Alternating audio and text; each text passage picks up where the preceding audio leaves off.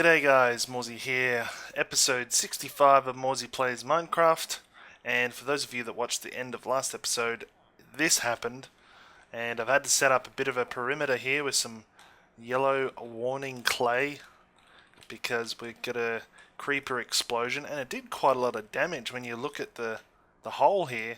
I was really surprised actually, so it did quite a lot of damage, and I think there's some rebuilding that needs to happen here.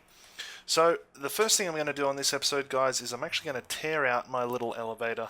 It served me well, but yep, I'm tearing it out and I'm going to put in a new one.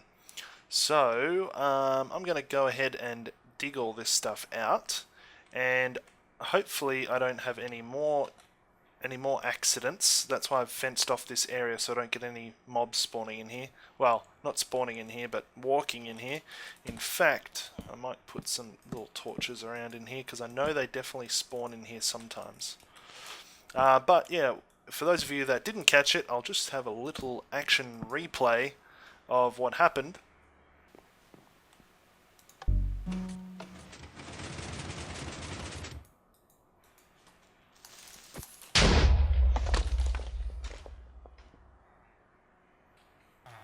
Okay, yeah, so that was pretty funny. Yeah, it sort of shocked me there. It just came out of nowhere almost. So for those of you that didn't know, this is down underneath where the villager system is. And I used to have a button just on top of here. I've just knocked it out, but the wiring actually travelled down here, around here, and up through the pillar. And that's how I got my signal to go up. The idea with this whole system initially was to make it so that it was very minimal, and it was sort of a little bit magical, but I've got to say it. I mean, sometimes it worked, sometimes it didn't. You can see at the end of that clip I was removing ghost blocks, which are still a thing, unfortunately. But yeah, I decided it's time to give this another try, and we're going to actually be building one of my little Y shifts, and I'm going to attempt to make it a multi-floor system. Very basic multi-floor system. What am I going to put in here? Maybe I should put them over here where all my little chest things are. Very basic multi-floor system. It's just going to be, you know, going up to the ground level and then going up to the house level. So it won't be like, you know, multiple floors really. It'll just be 3 levels. So I'm going to continue knocking this out and we'll come back and start building. Alright, so I've got pretty much all the elevator built. I just haven't done any of the pretty stuff yet. But we've got it functioning as a multi-floor as well. So we're down the bottom here at the moment. Once we step on here, we go to this floor. And then we've got buttons here. Now we can either go up or down. This is up. And we're inside the building. And from here, we can go down to here, and we can hit down, and we're down here. So this works absolutely perfectly. Every now and then you'll get an instance where you won't go through the blocks properly, but so far it's been really, really good. I love it. It's great. So now we've got to make it look a bit nicer. One thing I was going to show you though, guys, this is a really cool little monostable circuit. Now, it's a pistonless one, and I just thought I'd try it for something different. Let's see if I can show you what it actually does and how to build it. Yep, I've got enough stuff here. These guys, look at them. They just like sprint towards you now, and it's really hard to actually kill them. Okay, let's head over here in the grassy patch. So, monostable circuit, it gives you a very short pulse, and you can build one just like so. Oops, we don't want one of those, we want one of these. Let's try and hurry up here before it gets night. Okay, so that's what I use most of the time. But because I was working in very confined spaces, I needed one that was a little bit shorter, so I wanted a 1-high version. And we can do that by using repeaters. Let's knock this down. So all you have to do for this one is put a block here, put your input here, and then a redstone, and we'll go into 2 repeaters. 1, 2. This one here goes into a block, and then we have another repeater here. Now this is what you call a falling edge monostable, so that means it works at the end of the pulse, as opposed to a rising edge, which is that last one we just built, which goes at the beginning of the pulse. So here, if you didn't really design this very well, let me just put this on top so you can see it. So here, if we press this button, making sure there's no zombies, there we go, little pulse right at the end, and that's what you call a falling edge monostable circuit. But what's really cool is it's essentially silent apart from pressing the button, of course. But it also is only 1 high, so yeah, if you had your button around this way, it's only 1 high, so that's pretty cool. So I used a few of those, and that worked out really well, especially because it made it so that there is a slight delay from when you push the button. So let's see, I was trying to jump up here before, and I missed. No, I'm not going to make it. Okay. So I put them just here. You can see there's 2 there. Now this one here I tried a different style, and this works as well. And why did I put that there? I can't really remember why I decided to do it that way. Oh, I think because I wanted it more instantaneous. Yes, I did too. So actually what I was talking about before is this one. So by doing that system up here... Oh! Where did you come from? By doing that system up here, I can slow it down so that it only works when I get off the pressure plate. That gives me time to walk onto the elevator. Like that. So this one, I think we will end up changing that out, so let me do that right now. But yeah, this is another way, because you see how it's low under the floor. That's a new thing, by the way. I think that's a bug. I don't think you should be able to place stuff on top. You can even place redstone on top, but it breaks when it extends. So yeah, I couldn't have the piston a normal monostable because I've only got 1 block worth of height here to work with, so it would be going up through the floor. So I thought I'd try it that way, and that's a rising edge monostable. Why did that not work just then? Oh, I accidentally put an extra time on there. And that way the buttons are instantaneous, so I might actually do that for this one as well. Let's see if we can make this work. So we'll put piston there, block there like that, and then we will do something along those lines, I think. Maybe like this. There we go. Although I don't really know if you need a repeater at the other end. Let's try it without one. No, you actually don't need one. Okay, cool. So this one here should work now too. Awesome. So now it's instantaneous. Excellent. Alright, I'm going to try and make this look a little bit better, and we'll come back and take a look. Alright, and we're back to look at some of the work I've done. So I've tidied this up quite a bit, and we've used some of the dark oak wood here and the polished andesite. That's to match some of the other themes we already had going there. And let's go in and take a look here. Now this thing is a little bit bigger than the other elevator that I had, which is unfortunate. This one here is kind of ugly. I'm not too sure about this one at the moment. Don't know what I'm going to do with it. I might put some bookcases in maybe, or maybe even if I just replace these with the andesite, that might make it look a little bit more interesting, because at the moment it's a little bit boring, this one. If we do something like that, that could look cool. So as you can see, some of my wiring sort of spills out here, and it's unfortunate because yeah, it has these weird things on the side. but it still might look okay if we put some bookcases at the top here. Maybe just do something with them. The back's already covered with this staircase that goes up to the next level, so that's good. And let's go down and check the bottom level. Really loving this elevator though, really cool. So it's so quick too, which is great. Look at that.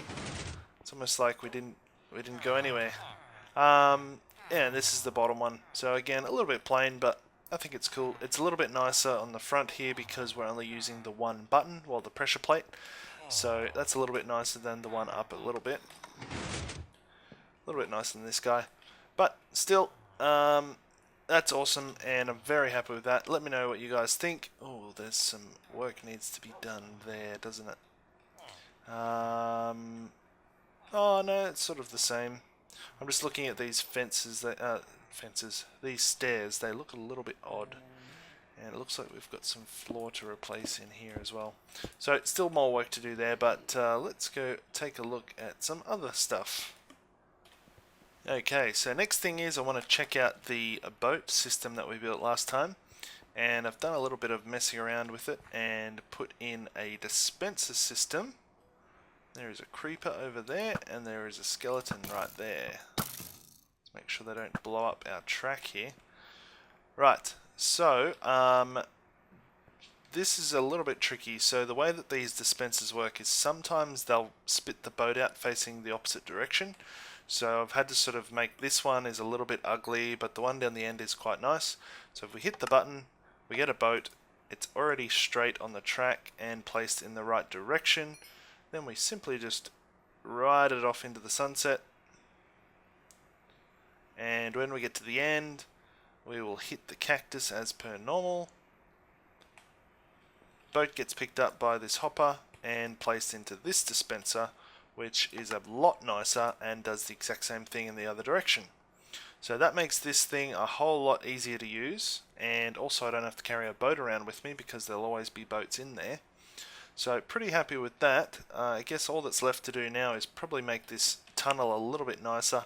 I'm not too sure on a design yet, so I probably won't do it just yet, but I thought I would show you how I set this out to make it a lot easier to travel on. Alright, and further on we're down here in the skeleton farm.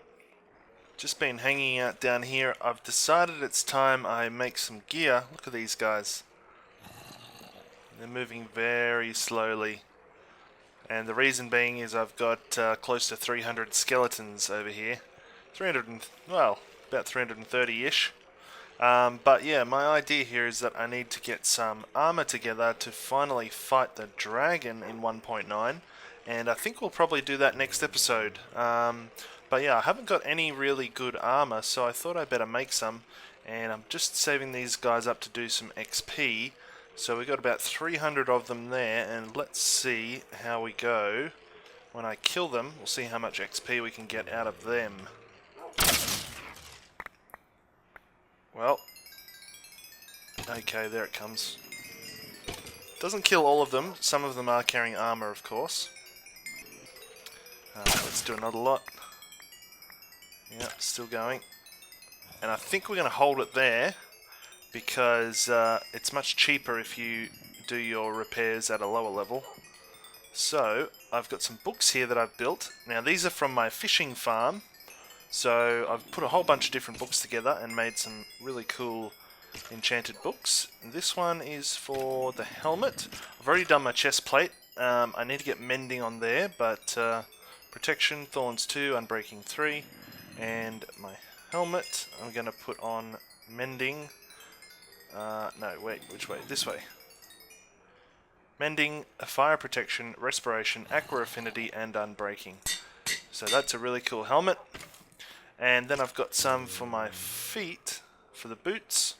Let's see, the boots, I've got this one, which is feather falling for blast protection, unbreaking, and mending. So we need 24 levels for that one. Okay, cool. Let's see if we can get some more here. Really starting to thin out a bit there. I hope I can get the rest of them done. Still. I thought I would have had heaps more levels than this. Looks like I've just about expended all my levels though. There we go, 24. Let's see, boots, okay, and boots. So feather falling, blast protection, unbreaking, mending, cool. And the last one is my pants, and the pants I don't really have anything for at the moment, so I'll probably actually leave them. And let's see, I'll kill the rest of these guys. And I might just collect some bows and maybe some of their gold armor here. Just see what I can get. Yeah, FYI guys, also they've changed the way that items sit on top of hoppers. You can actually see the items actually fit down inside that cutout section now. So there was actually some XP trapped in there when I walked up, so just keep that in mind for any little contraptions you use with hoppers and items. And anything where you've got mobs dying on top for XP, because the XP can get stuck right there. Yeah, very interesting. Okay guys, well I got my full set of gear set up and that's it there. I've put it into this chest for the moment because I've decided I'm going to go to the end. We're going to go to the end and I'm going to try and collect some dragon's breath before I bother trying to fight this guy, just because I don't want to have to really deal with it when I'm actually fighting him. So I'm going to head over to my end portal and we'll jump in and I'll see you in the end. Okay, well this is actually attempt number 2. My first one was a complete suicide mission. And here we are. Okay. Yeah. He's taken away part of my land here. I don't think I can get up without it. Hopefully. Ah, yeah, there we go. So that was terrible to begin with. I died almost instantly. And I'm going to try and stay alive for a little bit longer here. I hope. Here's some of my gear. Let's pick it up. Shoot the dragon here. Okay, good. Now I think he stays at... Oh no, maybe not. Okay. Oh, nice save. Okay, this is not good already. It's very hard to beat this guy. Okay, let's see if we can actually collect some of this stuff. Oh, I've got no room. Okay, we need the room. Here we go.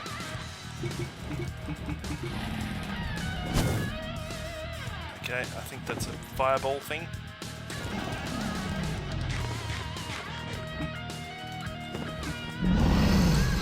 Keep an eye on him. Good, we're good.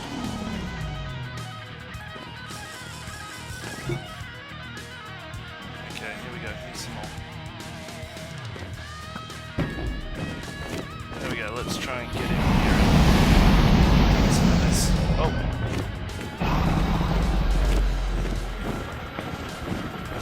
Okay, I think I need to jump around here or something, right?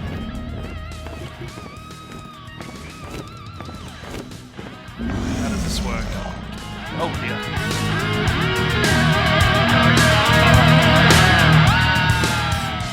Okay, well we got a little bit there, but I'm clearly unprepared, so instead what we're going to do is head over to the Nether, and we're going to work on a blaze farm because that's something else I wanted to do this episode. It's going to be a little bit of a redstone-y episode, I guess, but next episode we will fight the dragon, so that'll be interesting.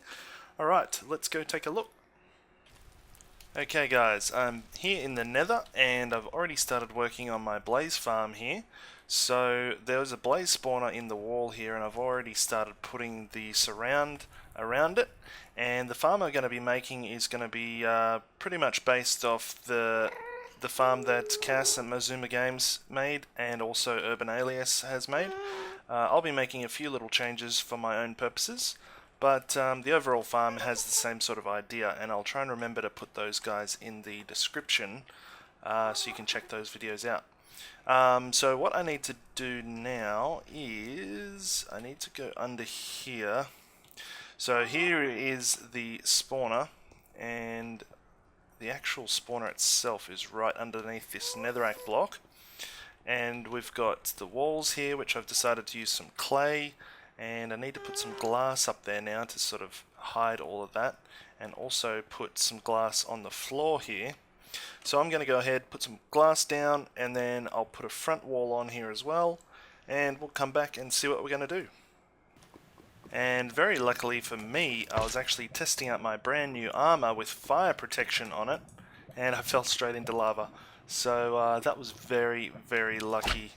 Otherwise I would have lost just about everything. Okay, I better get back up there.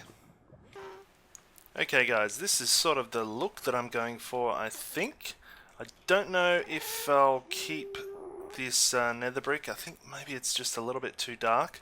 But I've got all the redstone done, so let's have a little look at that. So we've got a button over this side. This controls the whole thing. I'm yet to put a button over here for the lights, but I'll do that afterwards. And if we go around the back here, so that button controls... How can I show you this? Let me jump up here, I guess. Okay, so that button goes into this comparator clock here. Not comparator clock, it's more of a timer, I guess you'd call it. So we've got six comparators facing into each other, and if you didn't know this, this actually extends the pulse quite a bit, and it's very, very handy. That then goes into this repeater here, which travels over to this crusher piston, so that will crush them.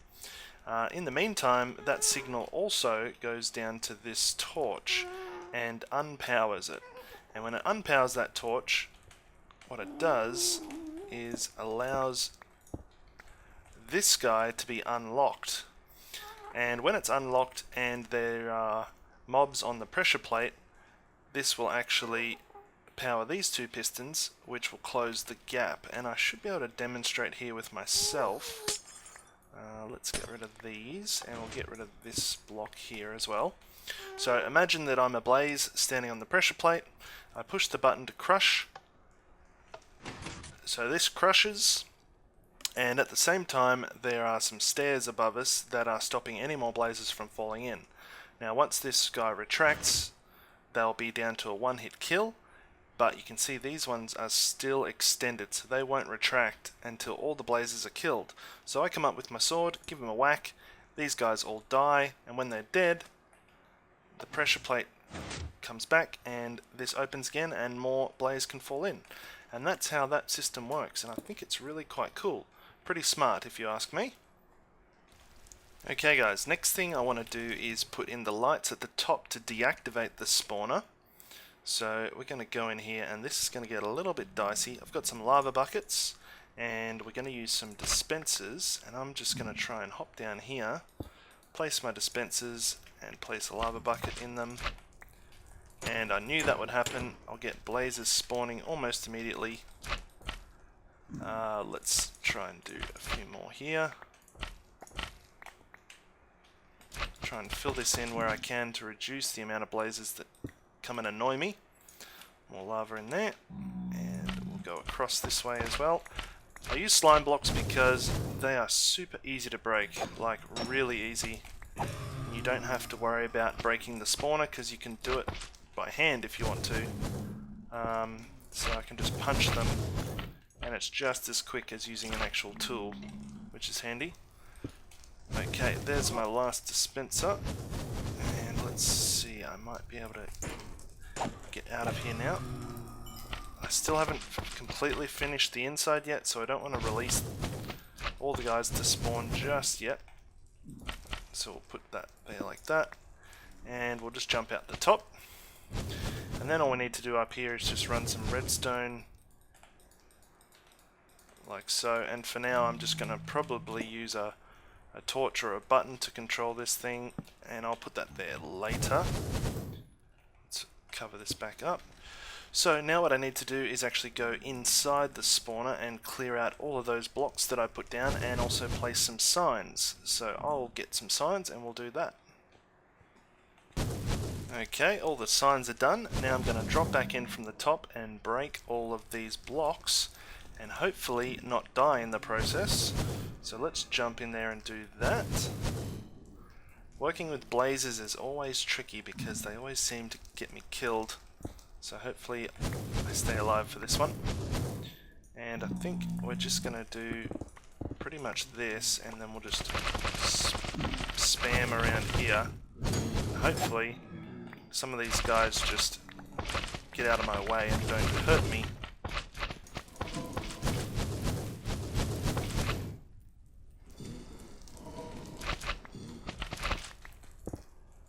Oh.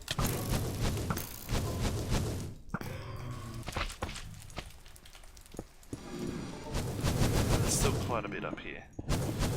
Try not to destroy the walls as well.